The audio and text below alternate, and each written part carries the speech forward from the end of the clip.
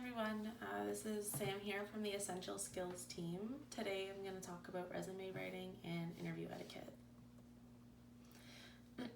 On the agenda, we're going to do some true or false questions. We'll talk about where to apply, tailoring your resume layout, the objective on your resume, volunteer experience, different resume templates that you could use, and videos on interview etiquette. So our first true or false question. Your resume should only be 1 page long, true or false? This is false. Your resume should be 1 to 2 pages long, up to 3. The shorter the better, because employers don't want to be flipping through 4 pages of your work history and everything like that. So just keep it concise and relevant. And yeah, up to 2 pages is the ideal length. True or false? You can use the same resume to apply for any and every job. So this is false. You should tailor your resume to the specific job that you're applying for. This just shows that you know what you're looking for in the job and that you're paying attention to the job posting, or you're paying attention to what the employer wants. True or false? Employers always read your entire resume before making a decision to call you for an interview. So this one is false. They really don't need to read the entire resume to make their decision. If they see something that they don't like on there, or like if they see that it wasn't edited, or if there's a spelling mistake, they might not even consider you, because if you're not able to submit like a resume that doesn't have any mistakes, then it just, they're gonna see that you might not be detail oriented, or that you don't double check your work. So it's really, really important to make sure you're checking for spelling, having it proofread and everything like that. True or false? Employers don't mind if you have minor grammatical or spelling errors on your resume, as long as you have good experience. So like I just said, this is false. Employers would mind minor grammatical or spelling errors. Like I said, it just shows that you pay attention to detail and that you care about providing quality work if you're able to submit a resume or a cover letter that is mistake-free. True or false? You should put personal information such as your date of birth, your SIN number, your marital status, etc. on your resume. So this is false. The only personal information you should have on your resume would be your name, your phone number. You can put your address and your email address so they can contact you. So next we'll talk about where to apply. So there's a few different websites that you can go onto to look for jobs. They have job postings for almost any and every occupation. A few of those websites include Indeed, Workopolis, Job Bank, and Charity Village. On a lot of these websites you can customize like what you're looking for to narrow down a specific job. So if you're looking for like part-time work in Hamilton, you can put filters on so that you're only seeing those job postings. So yeah, you're going to want to search through these websites to find the jobs you want to apply for. And then you're going to want to use the job posting that you find to help tailor your resume to the specific job. If you find a job posting that requests that you apply online, then do that. Employers want to make sure that you can follow instructions. Don't go into the store with a resume if it specifically says to apply online. You can use these postings as well to identify common keywords and statements that apply to your profession, and use a chart to identify them and add to your resume. So look at the job posting, look for what the employer wants, and then write down what you have. And those are the things that you can definitely include on your resume.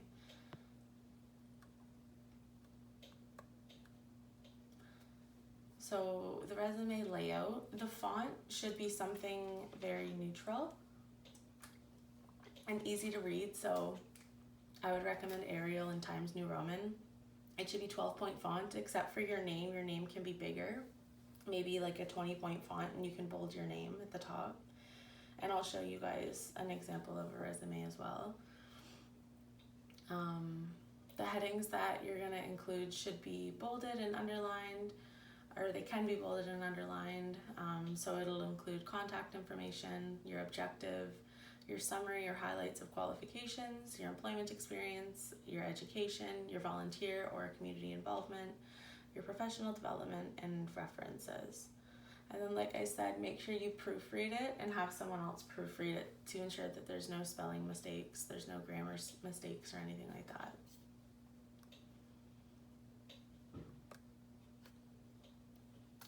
So the objective on your resume, you don't necessarily have to include this, but a lot of people do. Consider your resume objective the introduction to your resume. Tailor it to the job that you're applying for. Keep it short and to the point. And this can let your future employer know what position you're applying for as well. A couple examples of objectives include friendly, positive, and detail-oriented individuals seeking an entry-level position in a fast-paced restaurant that allows for the application of customer service and food preparation skills. So this is an objective for somebody who is applying to work in a restaurant. And then the second one is obtaining a cashier position that allows me to use my experience in the hospitality industry to interact with customers in a professional, friendly manner, ensure accuracy when ringing up items and collecting payment. So as you can see, both of those are tailored to specific jobs. The first one is a restaurant, and the second one is a cashier position. And then next is volunteer experience. So having volunteer experience on your resume shows the employer that you value giving back to the community.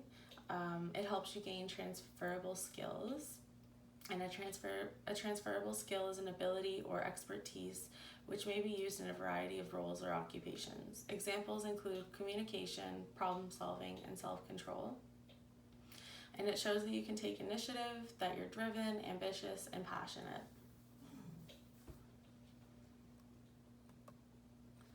So you can build your resume right from scratch, but there are a couple of resume templates that you can use, and I'll just look through one really quickly right now.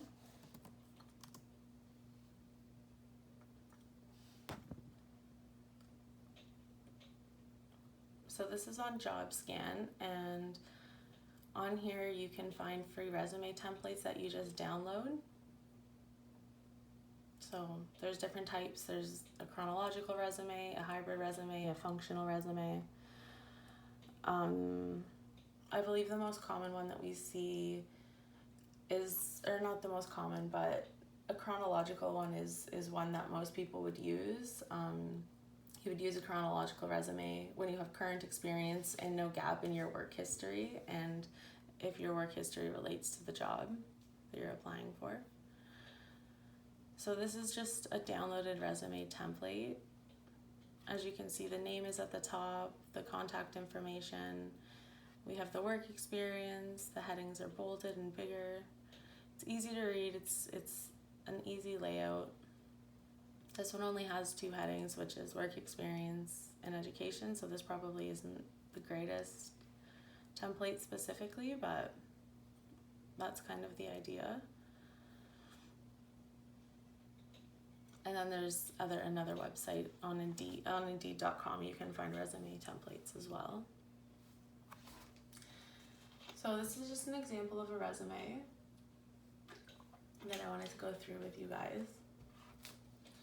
At the top, the first and last name is capitalized, it's big and it's bold and it's easy to read. There is the address, so I put the Hamilton Regional Indian Center address, a phone number, and then your email. So when you're applying for jobs, I think it's important to create an email that is professional. I know I used to have a really long and unnecessary email, So for me, I changed mine and I just put my first name, my last name at hotmail.com. So at the top, we have highlights of qualifications. This resume specifically doesn't include an objective, but so the first heading that we're going to look at is highlights of qualifications. This is where you want to use key points from the job description, just to let them know why you think you're qualified for the position that you're applying for. This is where you can put that you have the education that they're looking for. You can put here that you're detail oriented, that you have good communication skills and leadership skills. And scrolling down, we're going to look at education. So this person included their college education and then also their high school. So their high school is not totally necessary, but I wanted it included in this one just to see the layout of it. So we put the name of the high school and then just that there was an Ontario high school diploma earned. And then over to the right, we have where that occurred, where you got your diploma, and then the date that you started and finished. As for work experience, if you have a lot of work experience, Path Employment says not to go past 20 years of experience, because obviously like the longer the time goes on, the less relevant that experience is. So the cutoff would be about 20 years. So under work experience, there's 2 practicum student positions under there. So work experience doesn't necessarily need to include paid experience.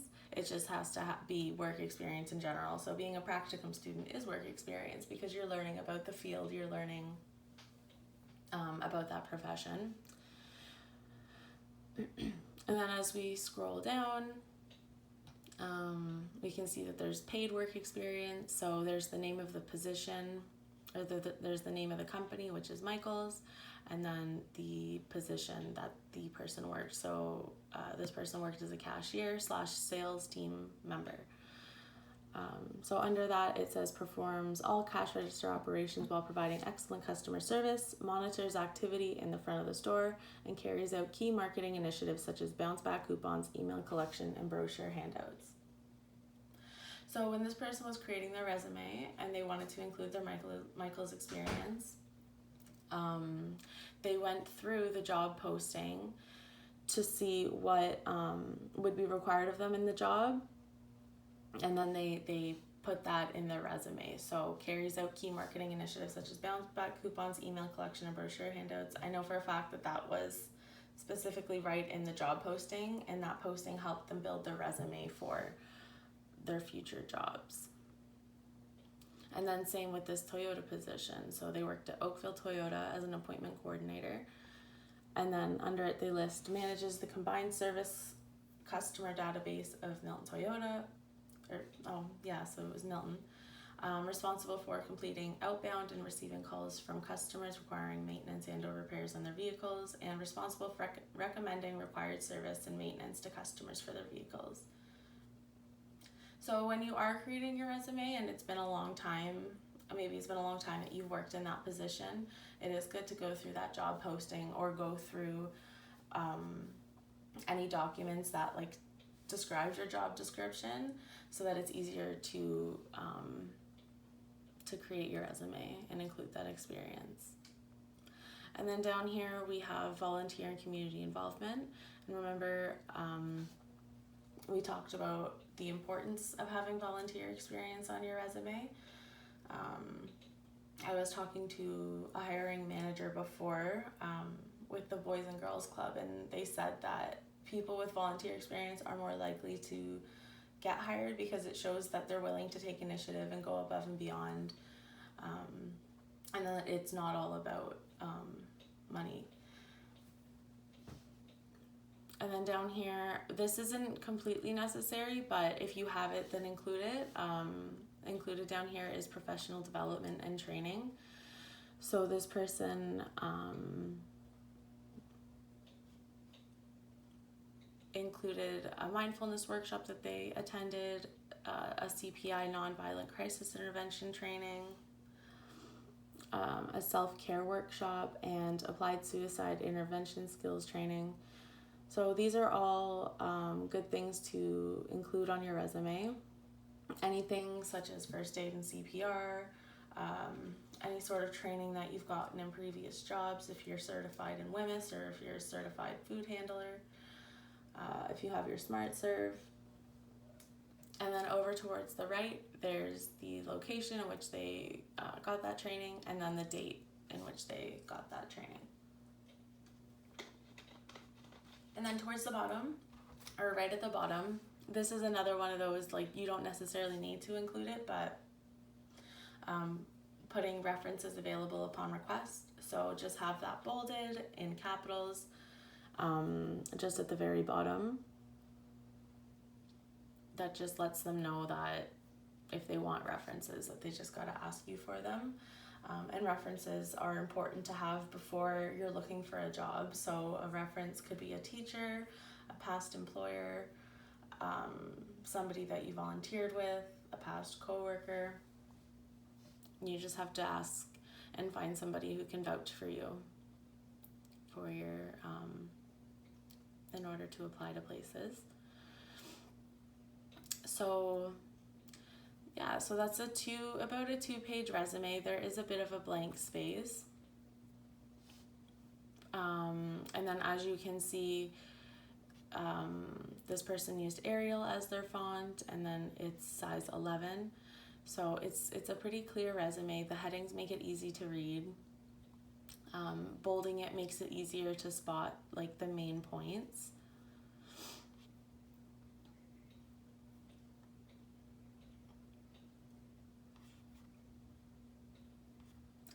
So next we're going to look at interview etiquette.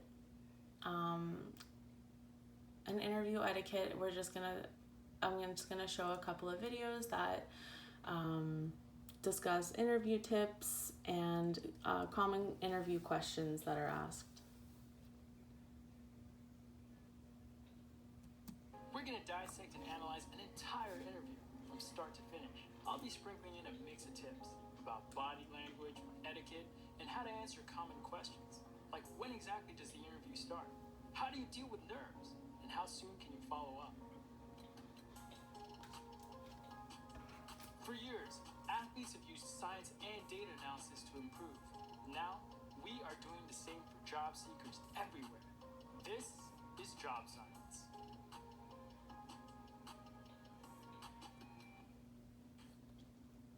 Meet Anya, a recent grad majoring in business administration. She's interviewing for an entry-level project management position.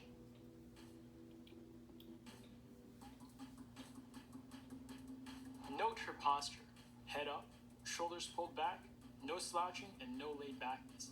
The interview begins the minute you walk into the building. Anya treats everyone in the office with respect while keeping eye contact. From security personnel to receptionists, anyone you run into on your way in could be asked to give feedback on you. It's normal to be nervous. When nerves kick in, the natural human response is to take short breaths and breathe faster. Stay calm by taking a deep breath before entering. Hold it, count to 3, and then slowly breathe out.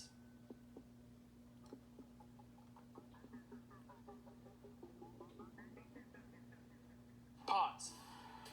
First, ace those introductions. Greet everyone in a way that is authentic to you, like, "Hey, nice to meet you," and then say their name.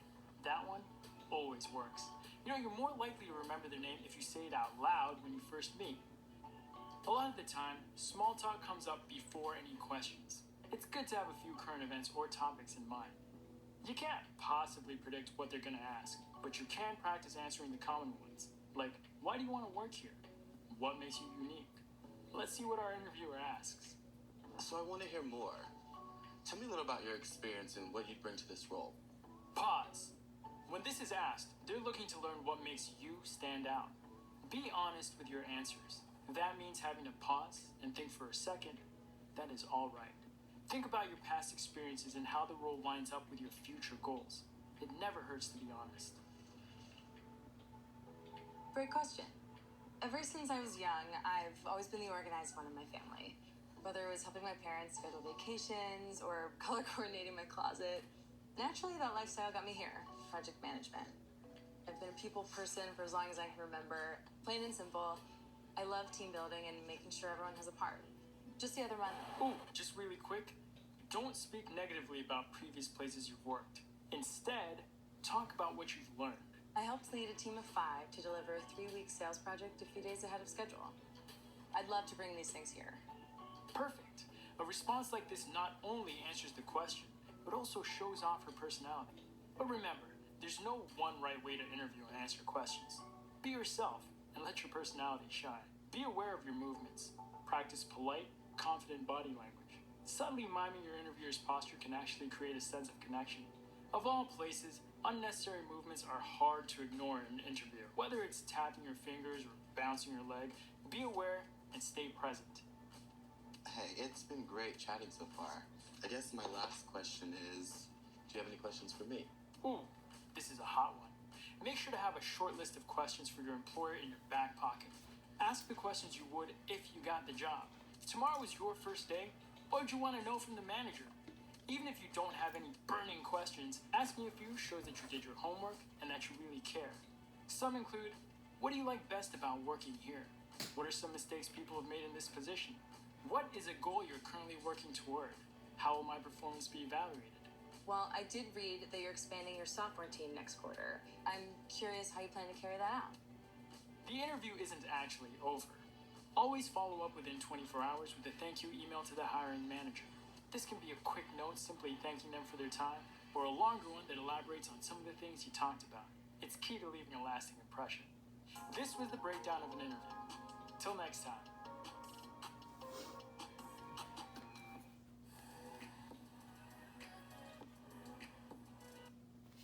Okay, and so our next video is going to be 8 common interview questions and answers. Apply for a job and you called for an interview, there are various questions that are asked. And the better prepared you are, the more successful your interview would be. Now, you might have come across various videos online that talk about the most common interview questions and answers. Now, this video would be a little different because it's not just about the questions and answers we're going to talk, but I'm also going to explain that what exactly the interviewer thinks when he's asking certain questions, what exact answers he's looking at, and what are the common mistakes that you usually do.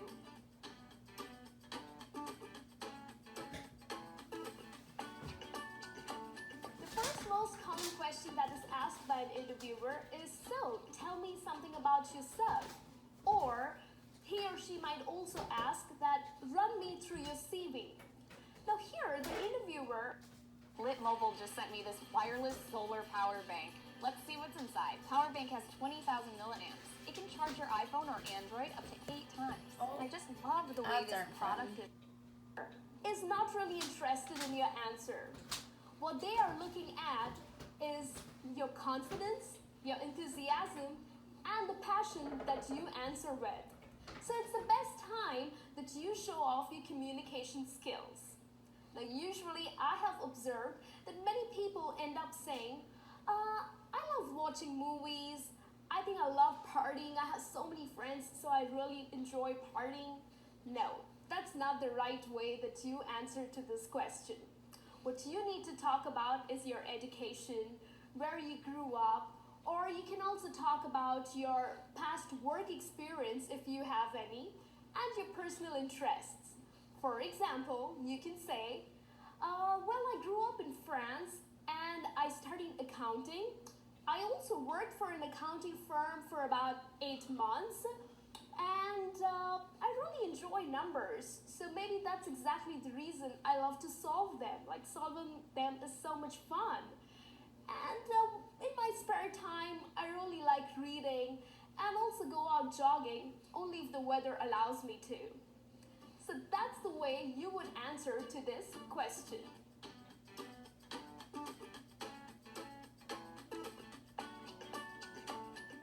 The second most popular question that is asked by an interviewer is, what are your strengths? Now, here, the interviewer is looking at how positive you think about yourself. It's quite a general question, so there's no right or a wrong answer to it. But if you give out one-liners such as, oh, I'm a very friendly person, I love being with people and people love being with me, well, that just doesn't sound great for an interview, isn't it? So what you can say is, my strongest trait is attention to detail.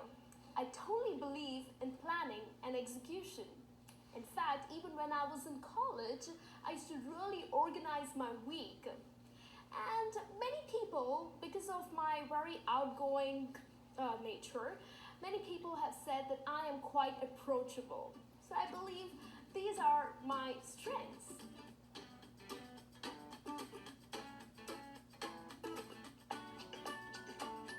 The third most common question that is asked is, so what are your weaknesses? Now here, for this question, you need not be really negative about yourself. I have heard people saying, well, I am a very impatient person, or people also say that I get angry easy. Well, that's not the right answer. Maybe that is your weakness, but you need not bring it out. Well, the best answer to this, because what the interviewer is looking at, is whether you can identify your weakness and how you can cover it up, right? So one of the examples that you can use to answer this question is, well, I think my weakness is that I am way too detail oriented. I try to accomplish everything and I just want everything to be perfect, but then I realize that I'm losing out on time. So maybe that makes me submitting these projects pretty late. So I think that is one of the weaknesses. So here, basically, what you're doing is you are displaying that maybe you run out of time, but you're also giving a very positive aspect to it, that you are a perfectionist, right? And that's exactly what we saw as a strength in the previous question too. So I think this is one of the best ways that you can answer to this question.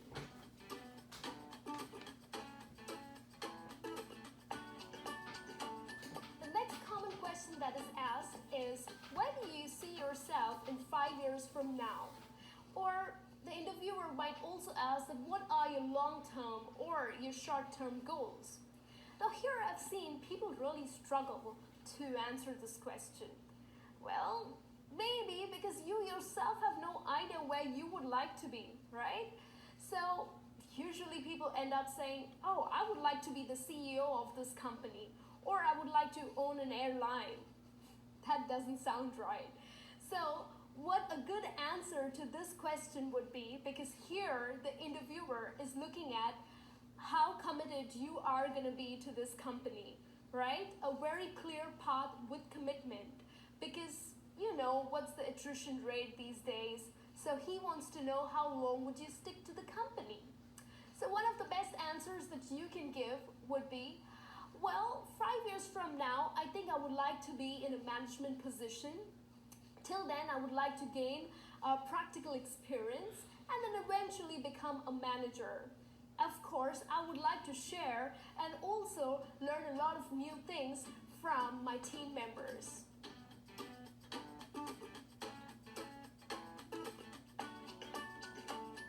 The next most popular question that is asked is, so tell me something about our company, or what do you know about our company?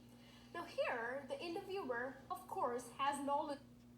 So Lit Mobile just sent me this solar wireless battery pack. I'm excited. Let's see what's inside. I really about his own company, right, that he's working for.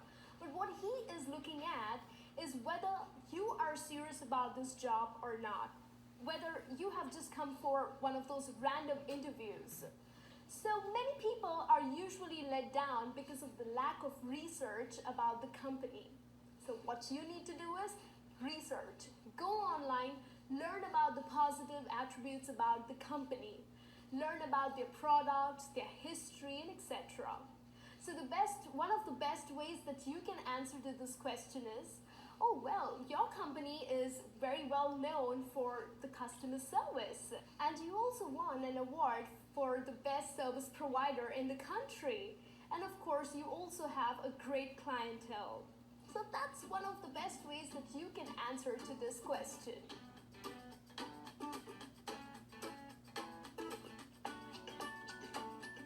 Sixth most common question that is asked is, how well do you handle a change? Well, the philosophy behind this question is to know, would you be able to cope up with a change? Because usually companies definitely come up with different strategies. Employees come and go, so would you be able to handle that? People usually end up saying, oh, of course, I am great at handling a change. Well, trust me, the interviewer would not be impressed with this answer. How you can answer to this question with an example would be, well, of course I can handle a change, because in my previous company, one of our immediate bosses had to quit, and there was this new boss who came in, and he had completely changed a strategy of a project. So of course I'm very flexible and hardworking too, so we managed it with our team efforts, and definitely the results were pretty good. So this is the way that you could answer to this question.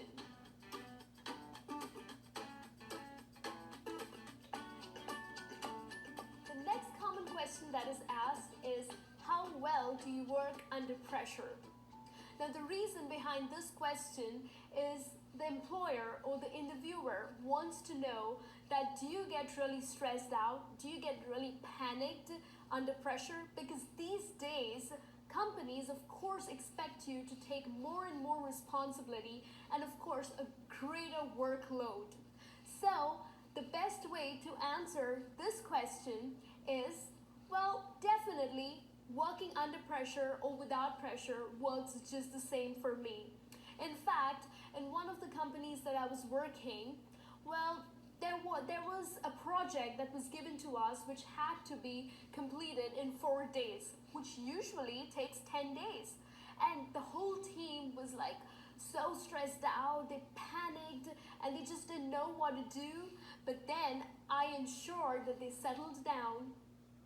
Mobile popped over this wireless battery bank for an unboxing. Let's check this thing out and see what we got inside. This thing is...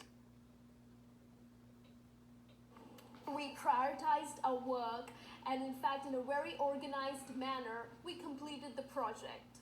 Of course, we also worked late nights, but that definitely helped to submit our project in 4 days. So I think working under pressure is not too bad for me. So this is one of the best ways that you can answer to this question.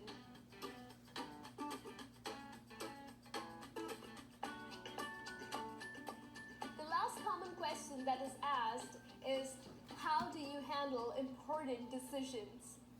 Now, the reason behind this question is usually if someone or the interviewer is hiring the person or hiring you for a management position or for a lead position.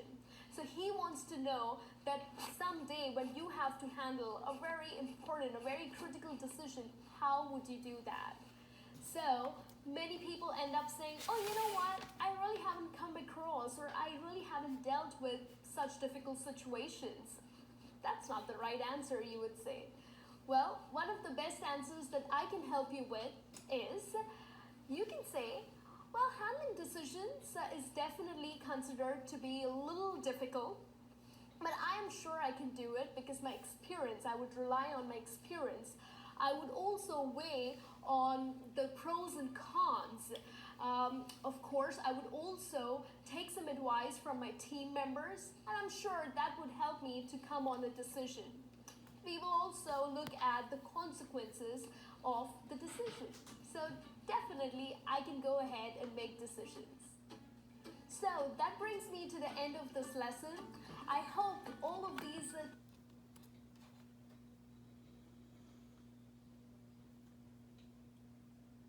Okay, so that was those videos on interview etiquette.